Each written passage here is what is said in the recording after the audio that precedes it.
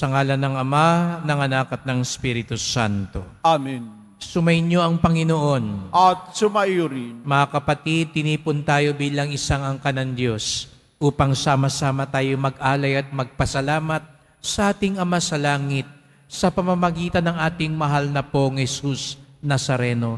Ngayong kapistahan ni San Lucas, hilingin natin na lagi nating matagpuan ang awa at kagalakan ng Diyos, upang tayo maging marapat gumanap sa banal na pagdiriwang, pagsisihan natin ang ating mga kasalanan.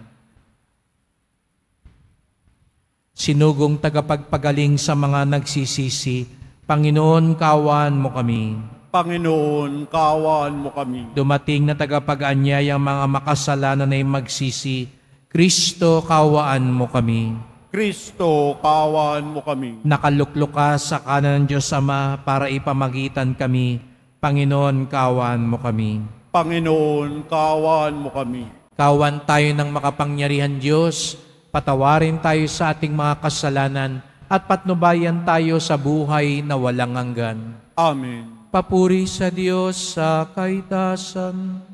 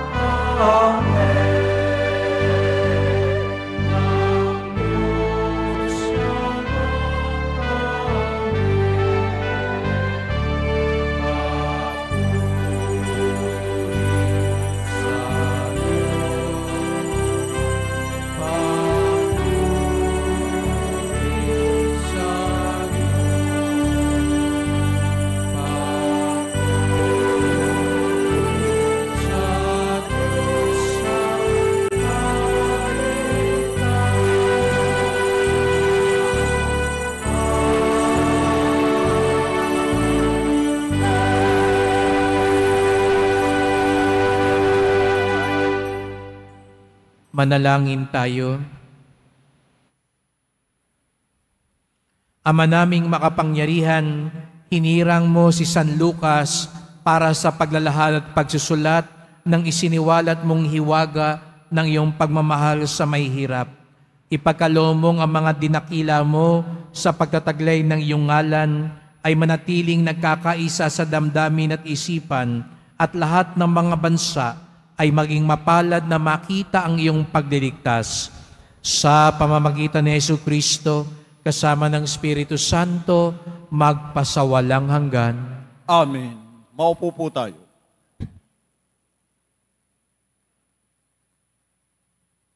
Pagbasa mula sa ikalawang sulat ni Apostol San Pablo kay Timoteo. Pinakamamahal, iniwan na ako ni Demas dahil sa pagkahumaling sa mga bagay na pangsanlibutan. Siya'y nasa Tesalonica, nagpunta sa Galacia, si Crescente. Si Tito namay sa Dalmacia. Si Lucas na lamang ang kasama ko. Hanapin mo si Marcos at isama mo rin, sapagkat malaki ang mitutulong niya sa aking mga gawain. Pinapunta ko sa Efeso si Tike. Pagparito mo, dalhin mo ang aking balabal na iwan ko kina Carpio sa Troas. Dalhin mo rin ang mga aklat ko, lalo na iyong yari sa Pergamino. Napakasama ng ginawa sa akin ni Alejandrong Panday Tanso. Ang Panginoon ang magparusa sa kanya ayon sa kanyang ginawa.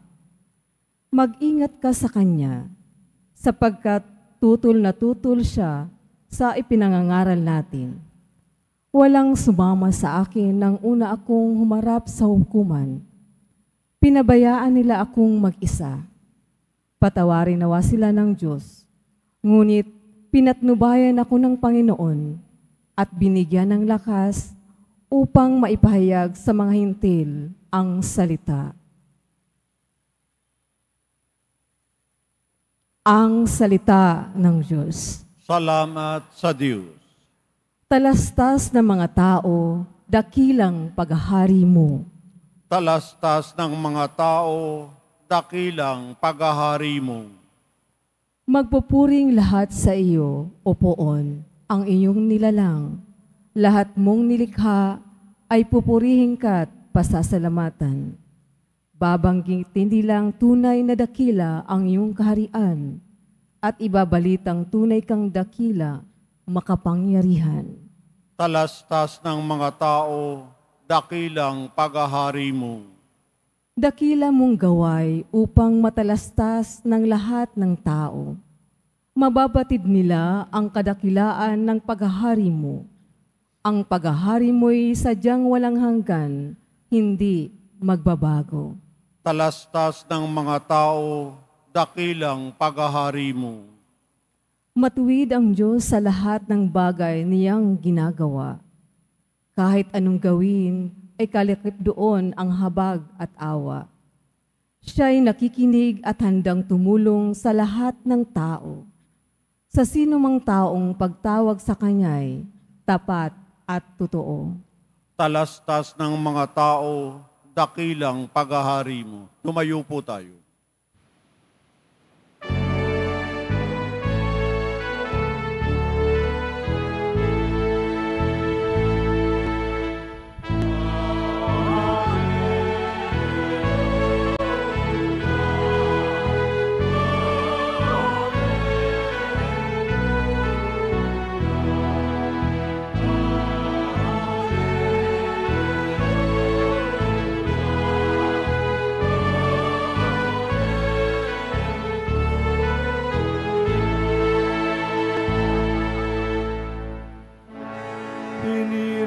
tayo ni Kristo upang mamungang totoo bilang mabubuting tao.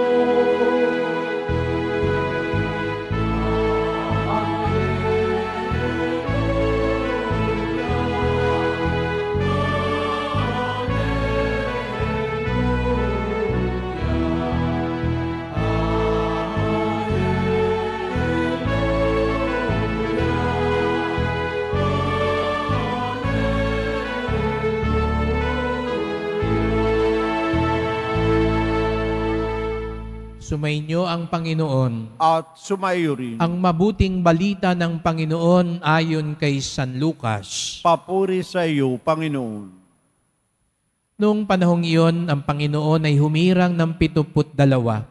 Pinaunan niya sila ng dala-dalawa sa bawat bayan at puok na patutunguhan niya. Sinabi niya sa kanila, saganang aanihin, ngunit kakaunti ang mga manggagawa. Idalangin ninyo sa may-ari na magpadala siya ng mga manggagawa sa kanyang bukirin. Humayo kayo, sinusugo ko kayong parang mga kordero sa gitna ng mga asong gubat. Huwag kayong magdala ng mga lukbutan, supot o panyapak. Huwag na kayong titigil sa daan upang makipagbatian kanino man. Pagpasok ninyo sa alinmang bahay, sabihin muna ninyo, maghari nawa ang kapayapaan sa bahay na ito. Kung maibigin sa kapayapaan ang nakatira doon, sa kanila ang kapayapaan. Ngunit kung hindi sila magkakamit nito. Manatili kayo sa bahay na inyong tinutuluyan. Kanin niyo ang inumin na numang idulot sa inyo, sapagkat ang manggagawa ay may karapatang tumanggap ng kanyang upa. Huwag kayong magpapalipat-lipat ng bahay. Kapag tinanggap kayo sa alinmang bayan, kanin ninyo ang anumang ihain sa inyo. Pagalingin ninyo ang mga may sakit doon at sabihin sa bayan, nalalapit na ang paghahari ng Diyos sa inyo.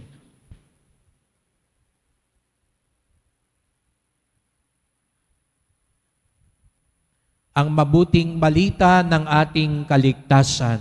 Pinupuri ka namin, Panginoong Hesukristo. Maupo po tayo. Magandang umaga po sa inyong lahat at maligayang pagdating sa tahanan ng ating mahal na pong Jesus Nazareno. Pinagdarasal din natin ang mga nasa online, lalo na po mga may sakit, nag-aalaga sa may sakit, at mga kababayan kadeboto natin mula sa iba't ibang panig ng bansa at daigdig na nais sumama sa misa dito sa Quiapo, sa Basilica Minor at pambansang dambana ni Jesus Nazareno. Araw ng Biyernes, araw ng debosyon, araw ng mga deboto, at higit sa lahat, araw ng ating pinakamamahal. Kaya't bigyan natin ng papuri, parangal at pasasalamat ang ating minamahal na Nuestro Padre Jesus Nazareno. Sa araw na ito ay pinagdiriwang natin ang kapistahan ni San Lucas. Si San Lucas ang isa sa 4 na ebanghelista. Hindi yung kalsada dito na ebanghelista. Pag sinabi nating ebanghelista, ang ibig sabihin nito ay nagsulat ng ebanghelyo o ng buhay ni Jesus Nazareno. At kaya mapapansin ninyo sa taas, may 4 na bilog. Yan yung 4 na manunulat. Si San Mateo, si San Marcos, si San Juan, at si San Lucas. At ang tanda ni San Lucas, makikita ninyo, ay parang baka. At silang lahat may mga pakpak sapagkat sila ang nagdala ng mabuting balita ng kwento ng buhay ni Jesus Nazareno. May pagkakahalintulad at may pagkakaiba ang kanilang mga kwento. Pero wag ko kayong magtaka, wag niyong isipin na mali-mali ang kanilang mga kwento dahil nagkakaiba. Dahil halimbawa po, kung ako man, hihingin niyo ang kwento ko sa tatay ko, sa kapatid ko, sa kaklase ko, sa kapitbahay ko, natitiyak ko, magkakaibang kwento ang inyong maririnig tungkol sa akin. May mga bagay na pare-pareho, katulad ng birthday ko, saan ako galing at nag-aral, pero yung ibang bahagi ng buhay ko, iba yung ikukwento ng tatay ko o nanay ko. Kasi siguro sila, mas nakita nila yung paglaki ko, kaya marami sigurong kwento nung bata ako. At yung kaeskwela ko, mas ikukwento niya nung nag-aaral kami. Kaya ang ebanghelyo ay ganon. May 4 na kwento, ngunit meron silang gustong puntuhin. Sabi ko nga sa inyo, kung nanay ko ang magkukwento sa inyo, ipagmamalaki niya yung anak niya. Ang ikukwento sa inyo, siyempre, sasabihin niya, ay, naku, napakagandang lalaki ng anak ko. Matalino yung anak kong yan. Masipag yan. Kung kaklase ko ang tatanungin nyo, baka ang sabihin, ay, palatukso yan. Lagi ang napapatawag ng teacher sa principal. Pero hindi ibig sabihin, bagamat magkakaiba, ay hindi totoo. Ganun po ang mga ebanghelyo. At si San Lucas, ano yung gusto niyang ipunto? Ano yung gusto niyang bigyang pansin natin? Simple lang po mga kapatid. Una raw po, ang ebanghelyo ni San Lucas ay ebanghelyo ng kagalakan. The Gospel of Joy. Para kay San Lucas, ang pagdating ni Jesus sa Nazareno nagdulot ng kagalakan.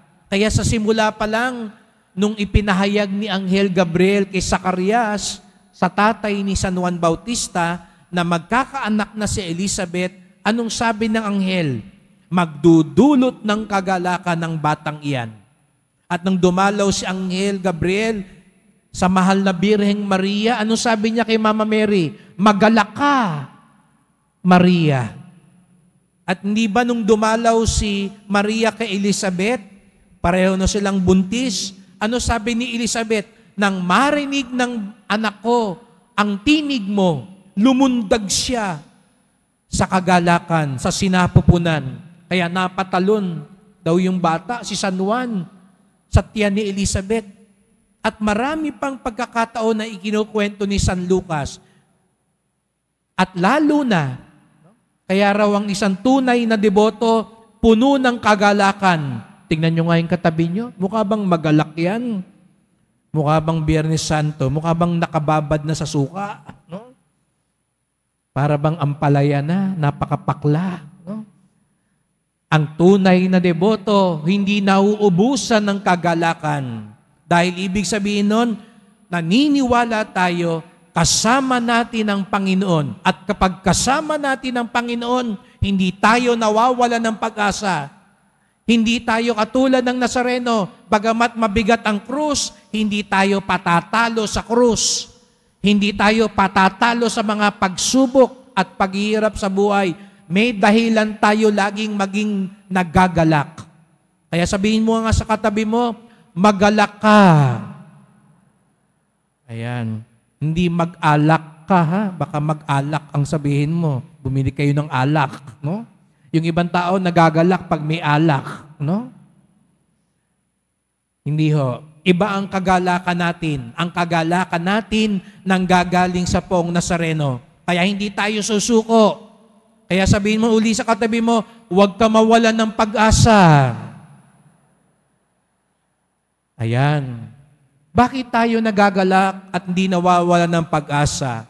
Sapagkat ang ebanghelyo din ni San Lucas ay ebanghelyo ng awa. Kanina, ebanghelyo ng kagalakan. Ngayon naman, ebanghelyo ng awa. Laging nagkukwento si San Lucas ng awa ng Diyos. Kaya nga, matatagpuan sa kanyang ebanghelyo yung 3 talinghaga ng awa. Yung talinghaga ng nawawalang tupa, nawawalang barya, at nawawalang anak. Doon lang yung makikita kay San Lucas. Kaya nga sabi nga, ang kanyang ebanghelyo ay kwento ng mga nawawala at nagwawala. O, tignan mo uling katabi mo, mukha bang nawawala yan o nagwawala? No? Alam nyo, ang Diyos daw, sabi natin kagalakan, walang mas masaya para sa Diyos kung hindi ang isang taong magsisi at magbalik loob sa Kanya. Kaya nga sa Ebanghelyo ni San Lucas, iniwan yung 99 na tupa at tuwang-tuwa nung nakita yung isa. Nung nakita, nung umuwi ng bahay yung alibugang anak, di ba yung tatay, kumaripas ng takbo, sinalubong yung anak. Sapagkat mga kapatid, walang ibang ikasisiya si Jesus sa Nazareno, kung hindi ang isang debotong nagsisisi, isang debotong nagpapatawad, isang debotong tinatagpo ang awa ng Diyos. Kaya ang tunay na deboto, hindi lang panay galak. Ang tunay na deboto, puno rin ng pagsisisi at pagpapatawad. Aanin mo yung ang dami mong prosesyon, hindi ka naman nangungumpisal. Naglalakad ka nga ng paluhod, sabi mo, Pader, 5 beses ako maglakad ng paluhod. 1 linggo. Tapos 1 taon ka nang hindi nangungumpisal. Pader, namamanata ako tuwing Biyernes. Pero hindi mo makuhang magpatawad ng iyong kapwa. Pader, ilang beses ako nakakapanik sa andas. Naaabot ko lagi yung Nazareno, yung krus. Hindi ka naman marunong humingi ng tawad sa sinaktan mo. Ang tunay na kagalakan, nakaugat sa awa ng Diyos. Kaya dapat, kung tunay tayong deboto, kaya baka kulang yung kagalakan mo sa buhay, kailangan mo munang tagpuin ang awa ng Diyos. Kaya siguro laging mainitin ang ulo, palaaway, kasi kailangan mo pang magpatawad at humingi ng tawad. Ang kwento ni San Lucas ay kwento ng awa. Kaya sabihin mo naman ngayon sa katabi mo, kaawaan ka ng Diyos. Ang gustong maging magalak, ang gustong kaawaan ng Diyos, itaas nga ang kamay at pumalakpak ng mas malakas.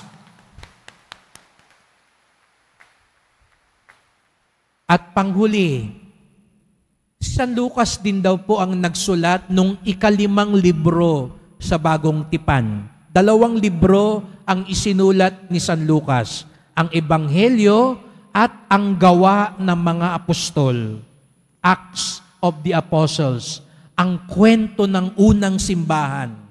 Dahil ang gusto ring ipaalala sa atin ni San Lucas, hindi mapaghihiwalay ang kwento ni Jesus Nazareno at ang kwento ng simbahan.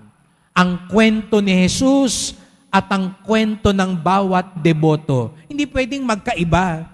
Kaya nga kay San Lucas, nung nabuhay na mag-uli si Jesus Nazareno, para bagang nabuhay ang simbahan. Sumigla ang simbahan. Dati-rati ang simbahan, duwag. Ayaw mangaral, ay nagtatago. Pero nang nabuhay na mag-uli si Jesus, tumapang ang simbahan. Sumigla ang simbahan. Kaya magkadugtong. Nung natapos ang kwento ni Jesus Nazareno, nagtuloy naman ang buhay at kwento ng simbahan. Ganun din daw po. Hindi pwedeng hiwalay ang kwento natin. Hindi mo pwedeng sabihin, deboto ko ni Jesus Nazareno, tapos ang kwento ni Jesus Nazareno, kwento ng pag-ibig at kapayapaan, ikaw galit at away. Ang kwento ni Jesus Nazareno, kwento ng awa at kagalakan, ikaw paghihiganti at galit. Hindi pwedeng magkaiba. Ang kwento ni Jesus Nazareno, kwento ng pagbibigay ng sarili, ikaw sakim, maramot. Hindi pwedeng hiwalay. Hindi pwedeng iba. Ang kwento niya, dapat kwento din natin. Ang buhay niya, dapat karugtong din ng buhay natin. Yan ang gustong ibahagi sa atin ni San Lucas. At yan ang sama-sama natin ngayong ipagdasal. Mahal na pong Jesus Nazareno, narito po kami sapagkat nais namin muling marinig ang iyong kwento, ang iyong buhay. Salamat sa mga katulad ni San Lucas na nagpakilala sa amin sa iyo. Nawa, matagpuan namin ang kagalakan dahil natagpuan ka namin sa buhay namin. Hindi kami susuko. Hindi kami mawawalan ng pag-asa. Hindi kami matatalo ng paghihiganti, ng paghihirap, sapagkat hindi kami mauubusan ng kagalakan at pag-asa. Dumudulog kami sa iyo, sapagkat nasa iyo ang awa ng Ama. Tulungan niyo po kaming magsisi, tulungan niyo kaming magpatawad, tulungan niyo kaming magbagong buhay, upang sa gayon, ang aming buhay, ang aming kwento ay laging nakadugtong sa iyo.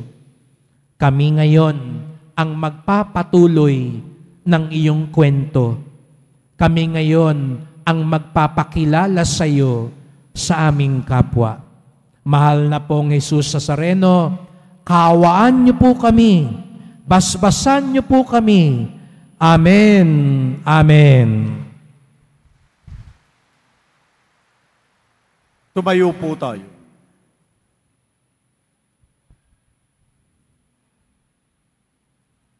Mahal ko mga kapatid, binigyan tayo ni San Lucas ng isang ebanghelyong mayaman sa mga salaysay. Manalangin tayo sa Ama sa pamamagitan ng mapagmahal na tagapagligtas na inahayag ni San Lucas. Ang ating tugon, Panginoon, gawin mong pagpaparangal sa mabuting balita ang aming buhay. Panginoon, gawin mong pagpaparangal sa mabuting balita ang aming buhay. Ang simbahan, naway gisingin sa mga kasapi nito ang pagkagutom at pagkauhaw sa tinapay ng buhay na walang hanggan. Manalangin tayo. Panginoon, gawin mong pagpaparangal sa mabuting balita ang aming buhay.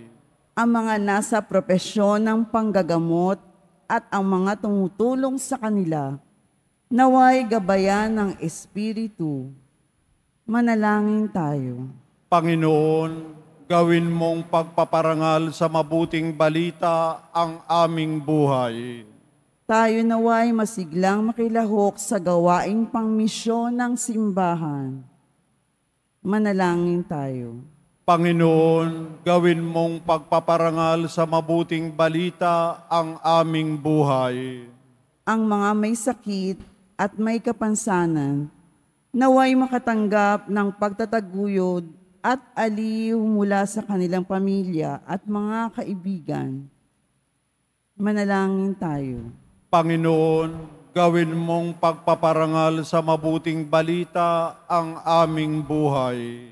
Ang mga yumao, naway makabahagi sa kagalakan ng mga anghel sa kalangitan. Manalangin tayo. Panginoon, gawin mong pagpaparangal sa mabuting balita ang aming buhay. Tahimik nating idulog, ay iba pa nating kahilingan.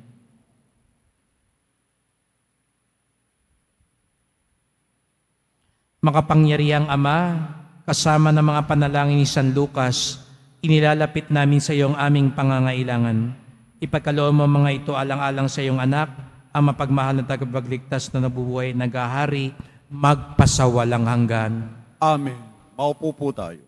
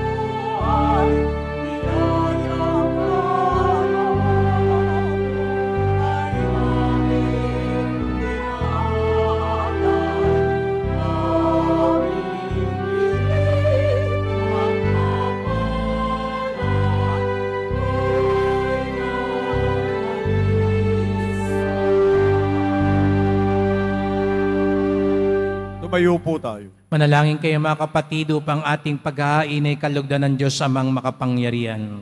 Tanggapin nawa ng Panginoon itong paghahain sa iyong mga kamay, sa kapurihan niya at karangalan, sa ating kapakinabangan, at sa buong sambayan na niyang banal. Ama naming lumikha, sa mga kaloob na buhat sa iyo, pagbigyan mong kami kusang makapaghain upang ang mga alay na inihahandog namin ngayong kapistahan ni San Lucas ay magdulot sa amin ng kagalingan at kadakilaan sa pamamagitan ni Jesucristo kasama ng Espiritu Santo magpasawalang hanggan. Amen. Sumainyo ang Panginoon. At sumayo rin. Itaas sa Diyos ang inyong puso at diwa. Itinaas na namin sa Panginoon. Pasalamatan natin ang Panginoong ating Diyos. Marapat na siya ay pasalamatan. Ama naming makapangyarihan, tunay ngang marapat na ikaw ay aming pasalamatan sa pamamagitan ni Jesucristo na aming Panginoon.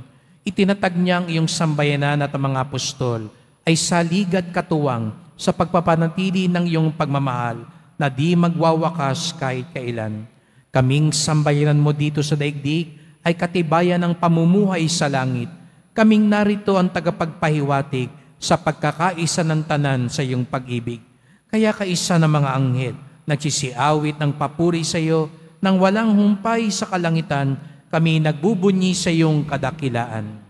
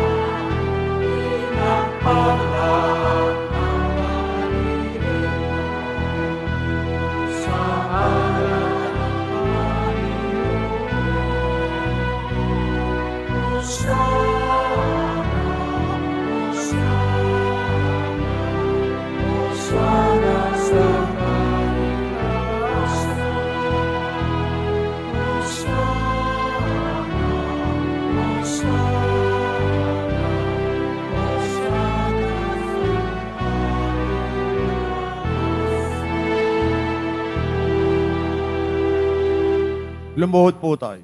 Ama naming banal, ikaw ang bukal ng tanang kabanalan. Kaya't sa pamamagitan ng iyong Espiritu, gawin mong banal ang mga kaloob na ito, upang para sa amin maging katawan at dugo ng aming Panginoong Jesucristo.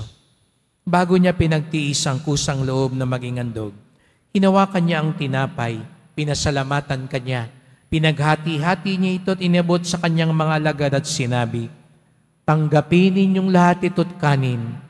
Ito ang aking katawan na ihahandog para sa inyo."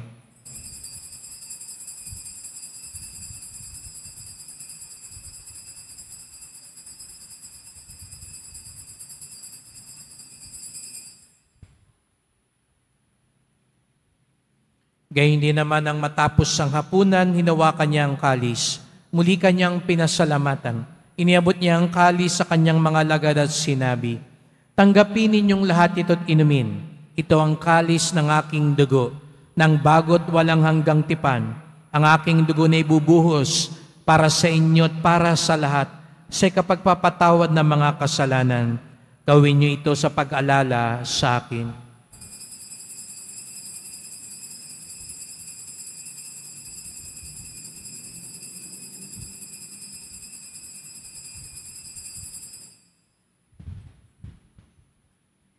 Tumayo po tayo. Ipagbunyi natin ang misteryo ng pananampalataya. Si Kristo'y namatay, si Kristo'y nabuhay, si Kristo'y babalik sa wakas ng panahon. Ama, ginagawa namin ngayon ang pag-alala sa pagkamatay at muling pagkabuhay ng iyong anak.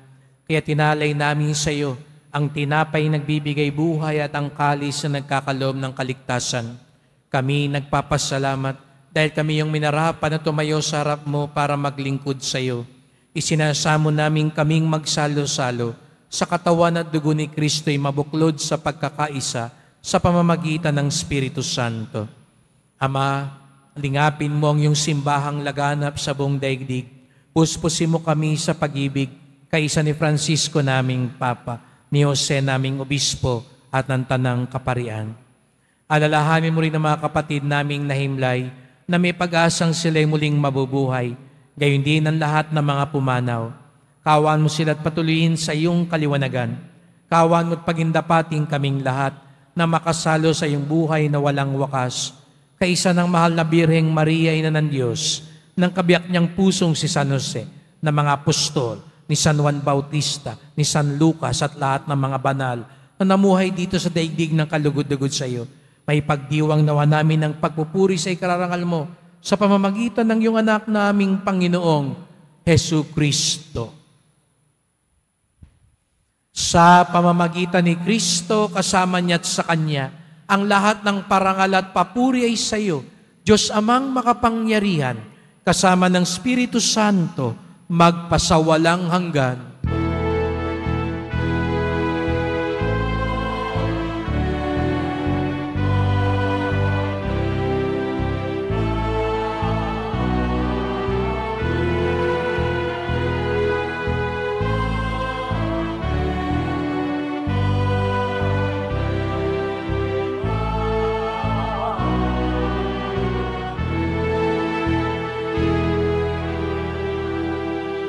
Buong galang tayong tumawag sa ating Ama sa Langit.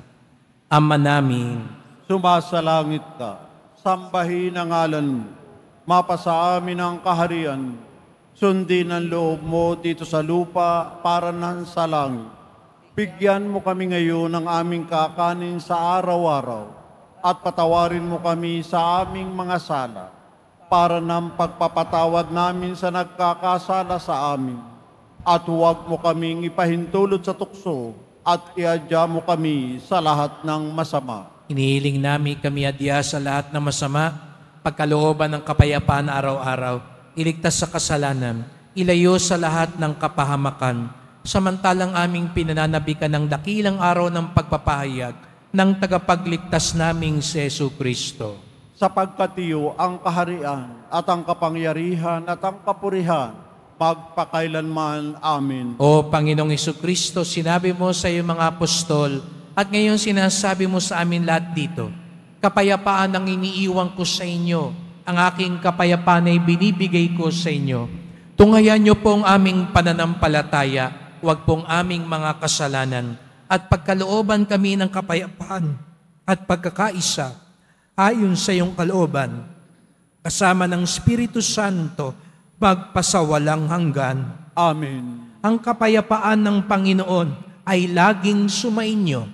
At sumaiyo rin. Magbigayan tayo ng kapayapaan ni Kristo sa isa't isa.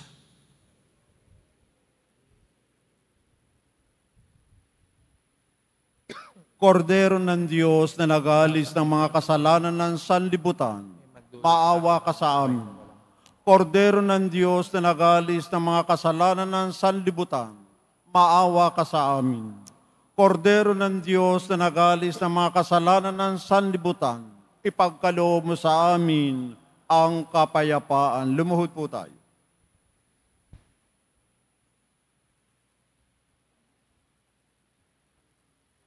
Narito si Jesus Nazareno, ang pinagmumulan ng kagalakan at awa ng Diyos. Ang kordero ng Diyos na nag-aalis ng mga kasalanan ng sanlibutan, mapapalad ang inaanyayahan sa kanyang piging. Panginoon, hindi ako karapat-dapat na magpatuloy sa iyo, ngunit sa isang salita mo lamang ay gagaling na ako.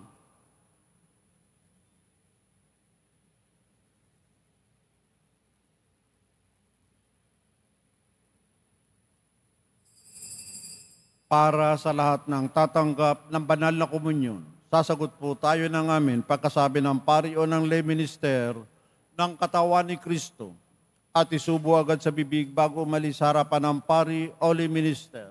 Sumunod po tayo.